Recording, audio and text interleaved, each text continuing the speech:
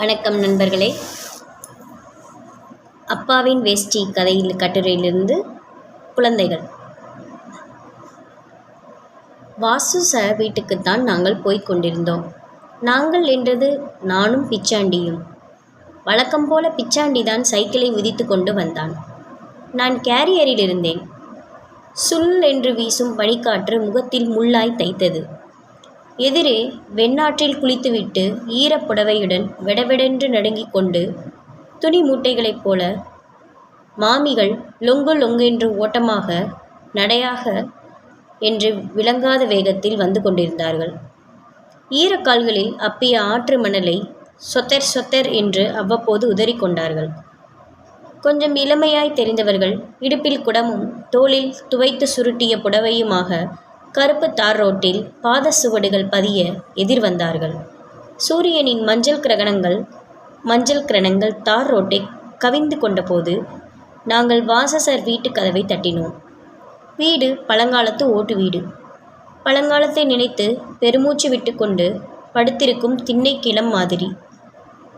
மிக பழைய கம்பி அழிபோட்ட ஓட்டு வீடு. அகலமான இரட்டை கதவு. விரல் முட்டியை கொண்டு தட்டிய வலித்தது. யார் என்று கதவை திறந்து கொண்டு கேட்டது ஒரு பெண் குரல். அப்புறம் ஒரு முகம். அப்போதுதான் குளித்த காட்சியாக ஈரம் வடிய தலையில் துணி சுற்றியிருந்தாள். பச்சென்று தீப்பிடித்து எரிகிற மாதிரி ஒரு முகம். அரக்க நிறத்தில் ஒரு புடவை. வெள்ளையாக ரவிக்கை. வாசு சார் வீடு இதுதானே என்றான் பிச்சாண்டி. உள்ளே வாங்கும் என்று கதவை கொஞ்சமாய் திறந்து திரும்பி நடந்தாள். தரை நோகாத நடை. பாதம் தெரியாத பாங்கில் உடுத்திருந்தாள். நாங்கள் அவளை தொடர்ந்தோம்.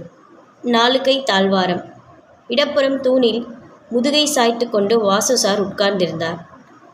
அப்பா என்று குரல் அதிராமல் கூப்பிட்டு கழுத்தை லேசாய் திருப்பி எங்களை அவருக்கு உணர்த்திவிட்டு அவள் அறைக்குள் நுழைந்து கொண்டாள்.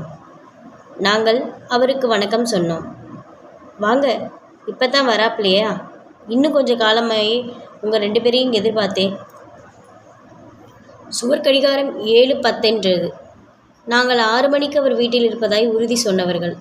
ஓர் அசட்டுத்தனம் முகத்தில் கவிய என்ன சமாதானம் சொல்லலாம் என நாங்கள் யோசிக்கையில் அவரே தொடர்ந்தார்.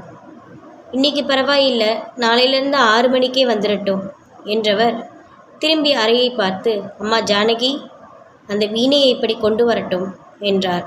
அப்புறம் அந்த சின்ன வீணையே எடுத்தா என்றார். நாங்கள் அவருக்கு முன் உட்கார்ந்தோம். எனக்கு மனம் பரபரத்தது.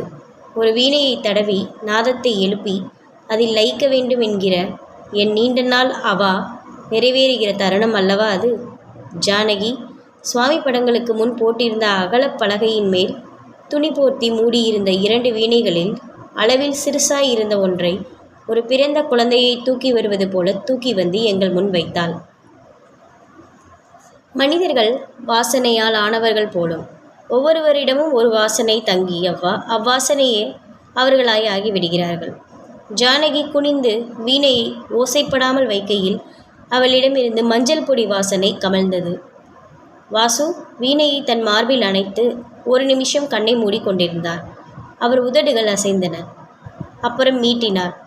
ஒற்றை மீட்டல். சுத்தமாக முழுசாக ஒரு வார்த்தை வின் என்று கிளம்பியது. ஷட்ஜம் கிளம்பியது. பாம்பு ஊறுவது போல் நெளி நெளியாக வளைந்து வளைந்து நீண்டு நீண்டு எதனின்று பிறந்து வந்ததோ அதனிடமே சென்று ஓய்ந்தது.